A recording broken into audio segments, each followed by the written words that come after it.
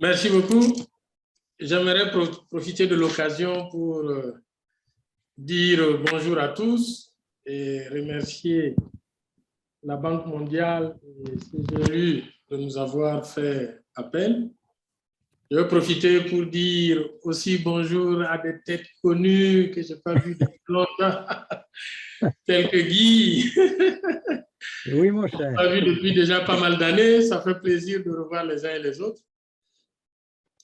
Et donc, c'est vraiment un plaisir de discuter de cette question fondamentale pour l'Afrique de nos jours. Alors, plusieurs choses. Tout d'abord, je pense que Guy a d'abord abordé les questions de réforme. Comment la réforme s'est passée en France, quelles ont été les étapes, etc. Vous savez qu'en Afrique, je dirais heureusement ou malheureusement, la décentralisation est venue dans le sillage de la démocratisation. C'est parce que le mur de Berlin s'est effondré, les partis uniques se sont effondrés, que quelque part on est allé à la décentralisation comme un moyen d'ouvrir le champ politique. Donc du coup, la décentralisation a été très peu l'objet, je dirais, d'une réflexion vraiment objective sur ses avantages, sur, Guy, ce que tu soulignais, c'est-à-dire qu'est-ce qu'il faut transférer, qu'est-ce qu'il ne faut pas transférer. On a décentralisé un peu comme on va en religion, en chantant et en espérant que tout ira bien. Mais dans la pratique, on se rend compte que entre les pays africains, il y a quand même plusieurs modèles. J'en vois essentiellement trois. Le premier modèle, c'est les pays où la décentralisation a été annoncée dans la Constitution comme étant, je dirais, un moyen de gouvernance territoriale. Alors, dans ces pays-là, la décentralisation annonce qu'il y a une création de collectivités territoriales et puis c'est tout. Et puis, vous avez le deuxième cas, c'est que vous avez pas mal de pays où le moindre détail de la décentralisation est dans les constitutions, c'est-à-dire y compris les transferts financiers, le pourcentage de ressources de l'État à transférer aux collectivités territoriales, etc. Alors, c'est un avantage et un inconvénient. C'est un avantage dans le sens où on ne laisse pas de marge de manœuvre à un gouvernement moins décentralisateur. Et puis, l'autre inconvénient, c'est que c'est rigide.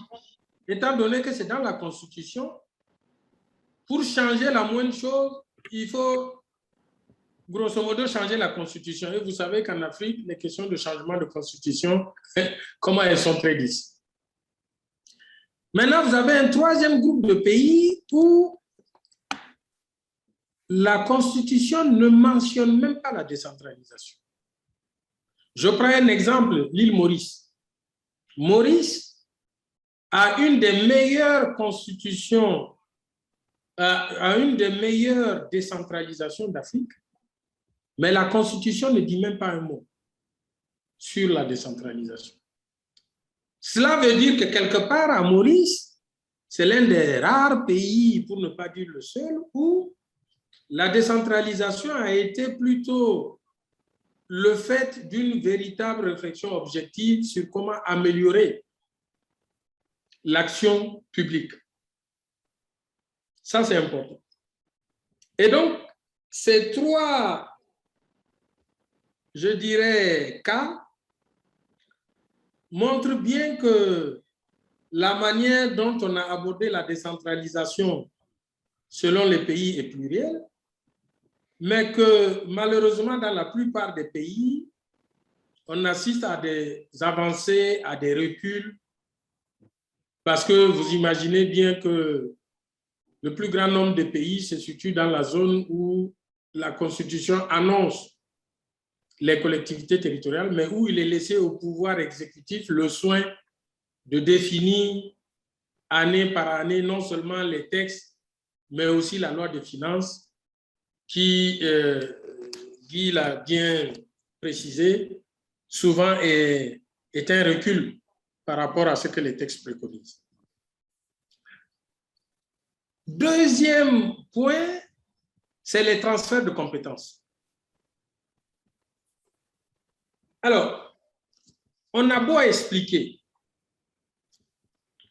que le coût marginal d'une décentralisation est faible. C'est-à-dire que quand on décentralise une compétence, il faut que l'État accepte de transférer aux collectivités locales les ressources qui mettaient à l'exercice de cette compétence. Mais ça a du mal à prendre dans la plupart des pays. Parce que, qu'est-ce qui se passe? Il se passe que on décentralise, on met les collectivités locales, mais on continue à mettre en œuvre les mêmes compétences au niveau central. Nous avons fait un exercice sur la Côte d'Ivoire qui a consisté à aller regarder dans les budgets des institutions nationales et des ministères quelles sont les dépenses qui ont trait aux compétences déjà transférées aux collectivités territoriales. Pour un petit rappel, la Côte d'Ivoire est l'un des premiers pays à décentraliser bien avant le mur de Berlin, la chute du mur de Berlin, et donc avec de réelles collectivités territoriales. Quand nous avons fait le point de ce qui est mis en œuvre par les institutions nationales sur les compétences transférées, et nous avons regardé qu'est-ce qui est mis à la disposition des collectivités territoriales comme ressources, aussi bien les impôts, les transferts, etc., mais rendez-vous bien compte que les institutions nationales, les ministères, continuent à mettre en œuvre sur 100 € de compétences des collectivités locales, l'équivalent de 70 €. Il n'y a qui sont mises en œuvre réellement par le niveau local. Alors, ça pose des problèmes parce que, évidemment, vous n'êtes pas surpris de voir en Afrique francophone un ministre de l'Éducation nationale faire 600 km pour aller inaugurer une classe.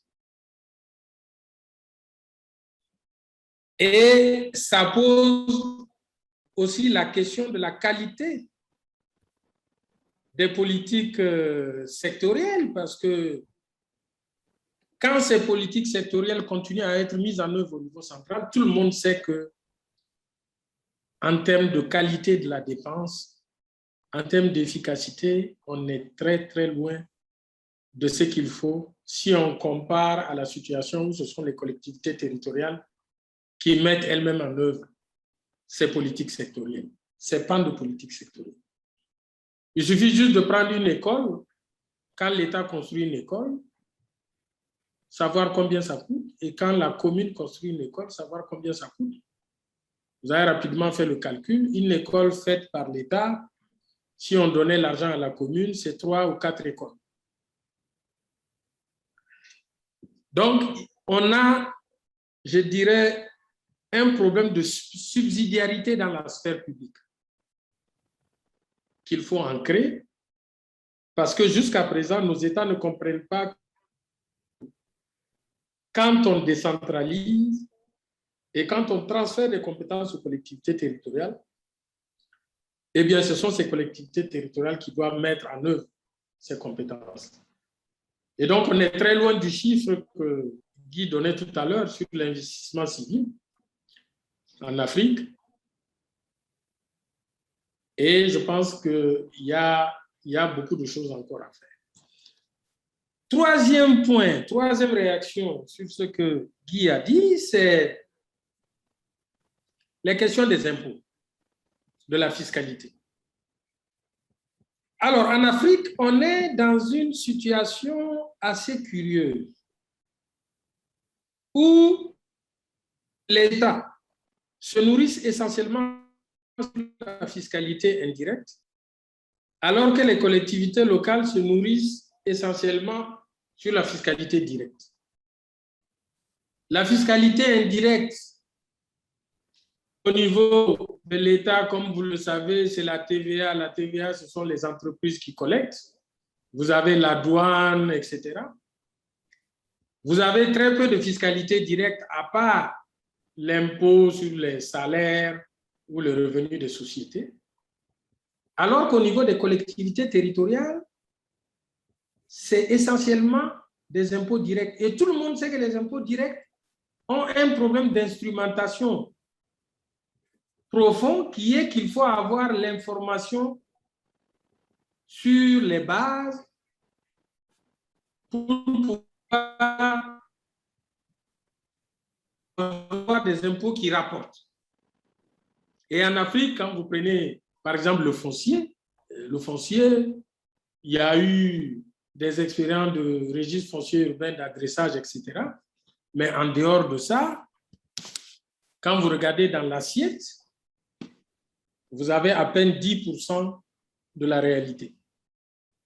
Bon, donc on est dans une situation assez curieuse en Afrique où le niveau institutionnel le plus faible hérite de la fiscalité la plus difficile à mettre en œuvre.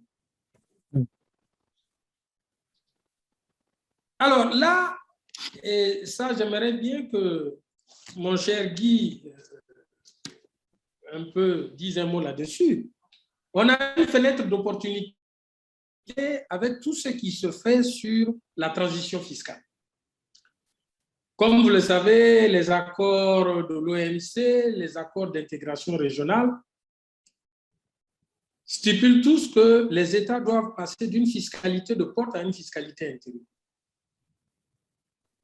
Il y a un grand mouvement, on pousse les accords de partenariat de l'Union européenne, tout le monde va dans ce sens-là. Et il y a une réflexion en cours. Comment est-ce que les États vont passer d'une fiscalité de porte à une fiscalité intérieure? Et pour les collectivités territoriales, c'est majeur. Cela veut dire quoi? Cela veut dire que pour les collectivités territoriales, si les États décident de s'investir dans la fiscalité directe interne, eh bien, le coût marginal de l'amélioration des différentes bases de données, etc., sera très faible pour les collectivités territoriales parce qu'il sera pris en grande partie en charge par les États qui ont besoin de ressources humaines. Or, nous sommes dans la plupart des pays en train d'aller vers une solution de facilité qui consiste à privilégier la fiscalité indirecte interne, c'est-à-dire comment on généralise la TVA, etc., etc. Et à mon avis, si on rate cette fenêtre d'opportunité, les collectivités territoriales vont continuer en Afrique à tirer le boulet de cette difficulté d'instrumentation des impôts locaux par carence de bases de données et d'informations qui permettent d'avoir de bons rendements. Donc, voilà ce que je peux dire en termes de première réaction par rapport à l'excellente présentation de Guy, que je suis content de retrouver après plusieurs années. Et j'aimerais dire qu'en Afrique, à part quelques pays comme l'Afrique du Sud et dans une moindre mesure comme le Maroc, le Rwanda peut-être, on est grosso modo dans ce schéma-là. Et pour nous, la décentralisation fiscale est une véritable préoccupation et c'est un sujet sur lequel nous travaillons énormément à citer au gouvernement locaux unis d'Afrique. Pour ceux qui ne connaissent pas, c'est la fêtière panafricaine des collectivités territoriales. Nous sommes basés à Rabat. Nous avons un statut d'organisation internationale avec un statut diplomatique.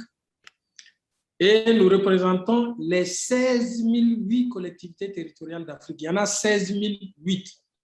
Tous niveaux confondus, vous avez des collectivités de base, de niveau intermédiaire, vous avez des régions. ça dépend des pays et des processus de décentralisation. Merci beaucoup.